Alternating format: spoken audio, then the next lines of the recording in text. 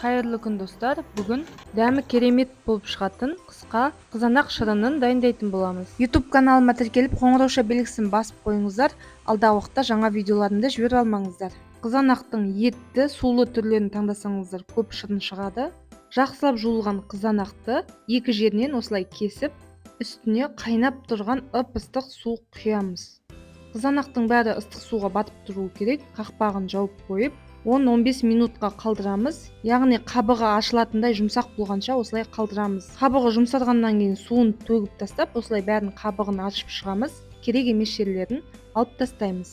Қызанақтарыңыз міндетті түрде балғын болу керек, яғни босап кетпеген болу керек. Қабығын ашығаннан соң блендерге немесе ет тартқышқа еземіз. Кейін осылай ситудан өткіземіз. Видеодағыдай етіп жасаймыз. Помидордың үстіне ыстық су құймай, қабығын ашымай-ақ ет тартқыштан өткізіп жасай берсеңіздер болады, бірақ осылай қабығын ашып жасасаңыздар оңайлау болады. Енді кейбіреуін мен осылай соковыжималкадан өткіздім. Соковыжималкаға салсаңыздар отходы өте көптеу шығады, және отходты тағы да ситода немесе марлерден өткізіп алсаңыздар болады.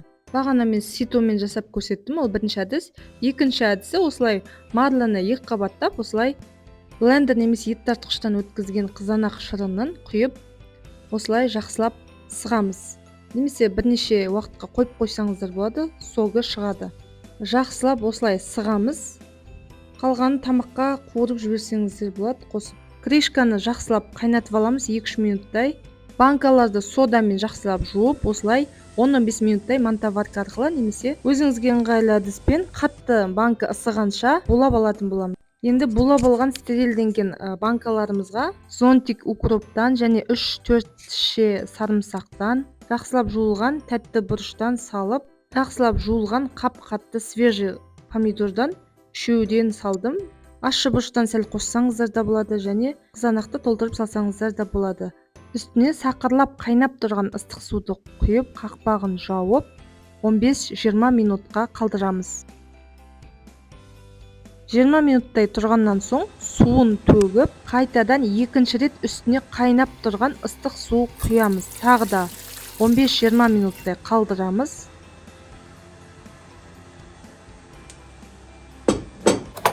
Қызанақ тәтті бұрыштарды салып жатқан кезде шамалы доңғалақ қара бұрыштан 3-4 және лавр жапырағынан салып жіберсеңіздер болады.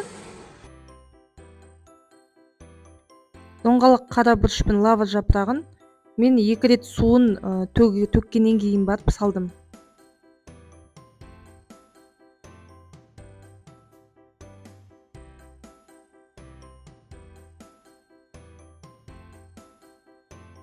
Екі рет ыстық су құйып суын төктік. Енді ситодан өткізіп алған қызанақтың шырынын бұрқылдатып қайнатып, қайнағаннан бастап 20 минуттай қайнатамыз. Енді банкаларымызға 2 литрге мен 2 ас қасық тұз салдым және 1 ас қасық қант салып шықтым. Қара доңғалақ бұрыштан 4-5 түйірден салып шықтым. Лавр жапырағынан 1 штуктан салдым. 2 штуктан салсаңыздар да болады, өз қалауларыңыз бойынша. Содан кейін мерзімі өтпеген 70% сірке суынан 1 шай қасықтан салып шықтым. Яғни 2 литр банкаға 1 шай қасықтан салып шықтым. Бәрін салып болғаннан соң отта сақырлап қайнап тұрған қызанақ шырынын құйып шығамыз. Ып-ыстық болып сақырлап қайнап тұрған күйінде құясыздар.